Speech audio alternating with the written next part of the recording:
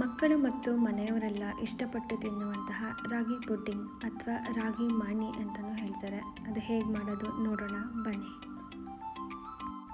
ತುರಿದಿರುವಂಥ ಕೊಬ್ಬರಿ, ಕಾರ್ನ್ಫ್ಲವರ್, ಗೋಡಂಬಿ, ಬಾದಾಮಿ, ಒಂದು ಏಲಕ್ಕಿ, ಕರಗಿಸಿ ಇಟ್ಟಿರುವಂತಹ ಬೆಲ್ಲದ ನೀರು, 15 ನಿಮಿಷ ನೆನೆಸಿಟ್ಟಂತಹ ರಾಗಿ ಹಿಟ್ಟು, ಒಂದು ಮಿಕ್ಸಿ ಜಾರನ್ನು ತಗೊಳ್ಳಿ. ಅದಕ್ಕೆ ತುರಿದಿಟ್ಟಿರುವಂತಹ ತೆಂಗಿನಕಾಯಿ, ಬಾದಾಮಿ, ಗೋಡಂಬಿ, ಒಂದು ಏಲಕ್ಕಿ, ನೆನೆಸಿಟ್ಟಿರ್ತಕ್ಕಂತಹ ರಾಗಿ ಹಿಟ್ಟು, ಇದಿಷ್ಟು ಹಾಕಿ ಒಂದು ಗ್ಲಾಸ್ ನೀರು ಹಾಕಿ ಚೆನ್ನಾಗಿ ರುಬ್ಕೊಳ್ಳಿ. ರುಬ್ಬಿ ಆದ ನಂತರ ಒಂದು ಬಟ್ಟೆ ತಗೊಂಡು ಅದನ್ನು ಚೆನ್ನಾಗಿ ಸೋಸ್ಕೊಳ್ಳಿ. ಯಾಕೆ ಅಂದರೆ ನಮಗೆ ಪುಡ್ಡಿಂಗ್ ಮಾಡಲಿಕ್ಕೆ ರಾಗಿ ಹಾಲು ಮಾತ್ರ ಸಾಕು, ಅದಕ್ಕೆ. ನಂತರ ಬೆಲ್ಲದ ನೀರು ಏನಿತ್ತಲ್ಲ ಅದನ್ನು ನಾನು ಮತ್ತೆ ಸೋಸ್ಕೊಳ್ತಾ ಇದ್ದೀನಿ.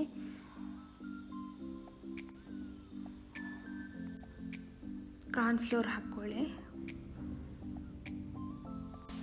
ಕಾರ್ನ್ಫ್ಲೋರ್ ಹಾಕಿದ ನಂತರ ಚೆನ್ನಾಗಿ ಒಂದು ಚೂರು ಗಂಟಿಲ್ದಂಗೆ ಮಿಕ್ಸ್ ಮಾಡ್ಕೊಳ್ಳಿ.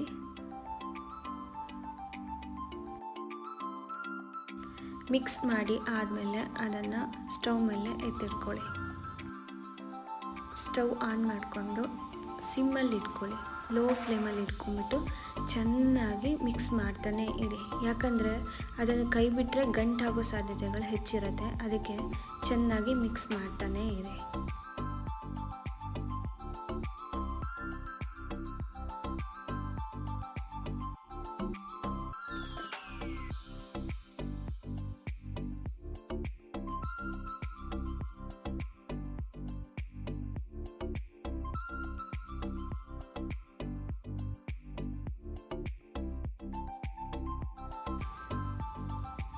ನೀವು ನೋಡ್ತಾ ಇರ್ಬೋದು, ಮಿಕ್ಸ್ ಮಾಡ್ತಾ ಮಾಡ್ತಾ ಅದು ಕಲರ್ ಚೇಂಜ್ ಆಗ್ತಾ ಇದೆ. ಈ ರೀತಿ ಕಲರ್ ಚೇಂಜ್ ಆಗ್ತಾ ಇರುವಾಗ ನಾವೇನು ಮಾಡಬೇಕು ಅಂದರೆ 1 ಸ್ಪೂನ್ ತುಪ್ಪನ ಅದಕ್ಕೆ ಸೇರಿಸ್ಕೋಬೇಕು. ತುಪ್ಪವನ್ನು ಸೇರಿಸಿದ ನಂತರ ಅದನ್ನು ಚೆನ್ನಾಗಿ ಮಿಕ್ಸ್ ಮಾಡಬೇಕು.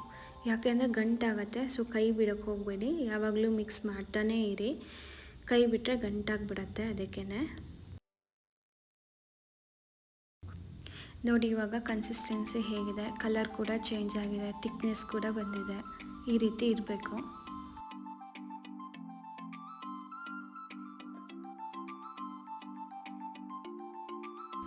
ನಾನು ಯಾಕೆ ನಿಮಗೆ ಮಿಕ್ಸಿಂಗ್ ಪ್ರೊಸೆಸ್ನ ಪೂರ್ತಿಯಾಗಿ ತೋರಿಸ್ತಾ ಇದ್ದೀನಿ ಅಂದರೆ, ಕೆಲವೊಬ್ಬರು ಅರ್ಧಕ್ಕೆ ಬಿಡ್ತಾರೆ. ಆ ಥರ ಬಿಡೋಕ್ಕೆ ಹೋಗಬೇಡಿ, ಗಂಟಾಗಿಬಿಡುತ್ತೆ, ಅದಕ್ಕೆ.